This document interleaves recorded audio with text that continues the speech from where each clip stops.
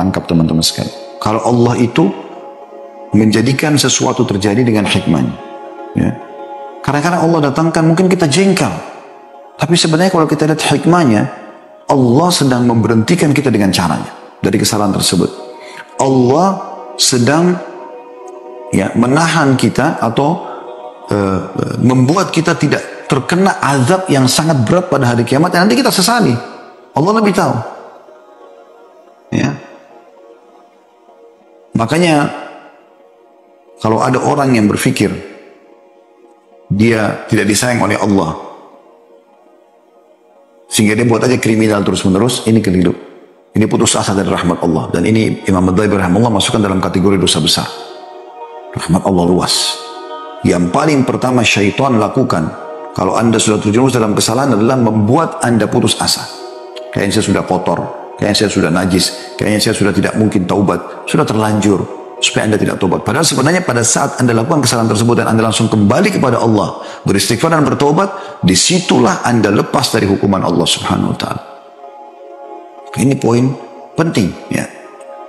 Jadi kita prasangka baik dengan Allah. Sampai kata Nabi SAW, janganlah seseorang di antara kalian meninggal dunia kecuali sudah bersangka baik kepada Allah.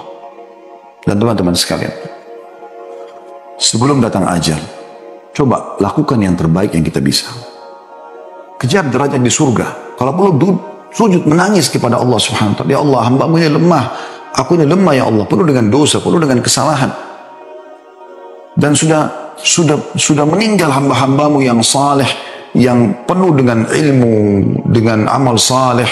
Ya mungkin mereka dapat derajat tinggi di surga, tapi hamba-Mu ini lemah ya Allah. Tapi Engkau yang telah mengizinkan untuk mengucap, Engkau lah yang telah mengizinkan untuk mengucapkan doa ini, sujud ini, kesempatan ini. Maka berilah aku derajat seperti yang Kau berikan kepada mereka, bukan mustahil.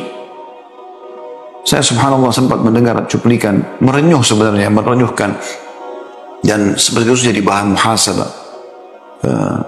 Syekh Uthman Al-Khamis hafizahullah di Kuwait, beliau ada cuplikannya ceramah, dia cuma sampaikan tentang ada seseorang dari orang yang dia kenal menyampaikan mimpi tentang Syekh Utsaimin rahimahullah, seorang ulama Saudi yang sudah meninggal juga. Buku-bukunya juga banyak dan sering disebutkan namanya oleh para teman-teman dai-dai salaf gitu kan. Intinya dia katakan dalam mimpi anak muda ini menanyakan kepada Syekh Utsaimin, Anda bagaimana keadaan Anda sekarang? Dan itu tidak bisa diatur. Dalam mimpi tiba-tiba spontan muncul seperti itu. Maka kata Syekh, alhamdulillah Allah sudah masukkan saya ke dalam surga gitu. Dia Allah terima amal dan Allah masukkan dalam surga. Terus anak muda ini sempat nanya, bagaimana dengan Syekh bin Baz, mufti Saudi yang sebelum beliau ya, dan memang lebih dikenal ya, lebih banyak dijadikan sebagai rujukan. Kata beliau, itu derajatnya jauh di atas sana, kami tidak bisa melihatnya. Perkataan ini sempat untuk saya dengar kemarin cuplikannya, terenyuh saya teman-teman sekalian. Artinya Syekh bin Baz telah pergi dengan amal-amal solehnya dan derajat tinggi di surga. Lalu saya merenyuh, saya terus berpikir bagaimana dengan Imam Bukhari, Imam Muslim, Abu Dawud, Tirmidzi, Ibnu Majah, An-Nasai yang jauh sebelum Syekh bin Baz sudah dijadikan rujukan oleh umat Islam.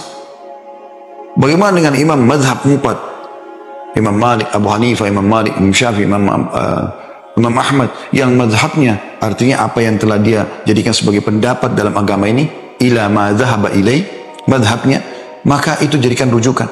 Imam Syafi'i hampir seluruh wilayah Asia ikuti madhab beliau. Berapa juta orang muslim. Imam Ahmad di daerah Timur Tengah. Ya, kemudian Imam Abu Hanifah di Turki, di India, di mana-mana. Imam Malik di Afrika.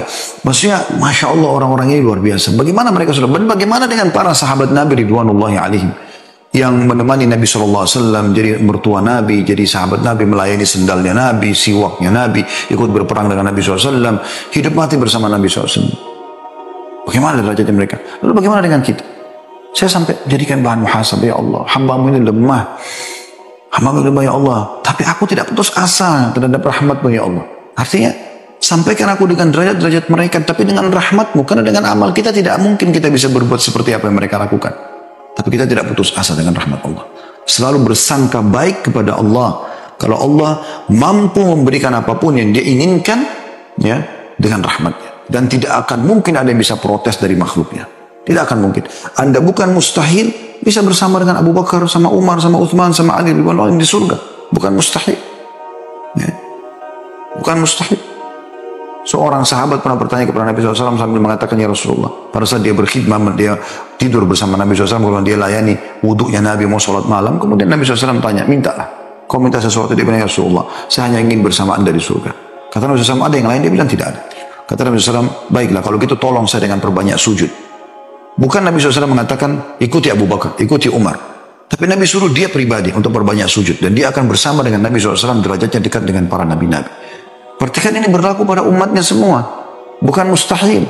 Sekarang berijtihad, berusaha, lalu bersangka baik dengan Tuhan anda. Allah Subhanahu Wa Ta'ala. Tapi jangan ditunda, teman-teman sekalian. Jangan tunda amal soleh, jangan tunda taubat. Orang bisa lalai. Tapi ada saatnya anda memberhentikan kelalaian tersebut. Potongan kedua dari hadis adalah, dan aku selalu bersamanya selama dia mengingatku. Allah akan selalu bersama seorang hamba dimanapun, kapanpun, selama dia mengingat Allah. Zikrullah, berzikir lisan kita, bersyukur, baca zikir pagi petang, berzikir kepada Allah Subhanahu Wa Taala, berdoa. Jangan luput dari semua itu. Jangan luput dari semua itu. Bertobat dari kesalahan. Kalau satu sisi amal soleh anda tidak bisa maksimal, bisa sholat malam anda masih luput. Jangan luput maksimal pahala di sedekah. Jangan luput maksimal di doa antara azan iqamah pada saat hujan turun di sepertiga malam. Jangan luput dari bakti dengan orang tua. Jangan luput dari silaturahim keluarga. Cari celah syar'i di mana anda bisa maksimal di situ. Sambil yang lainnya anda sempurnakan.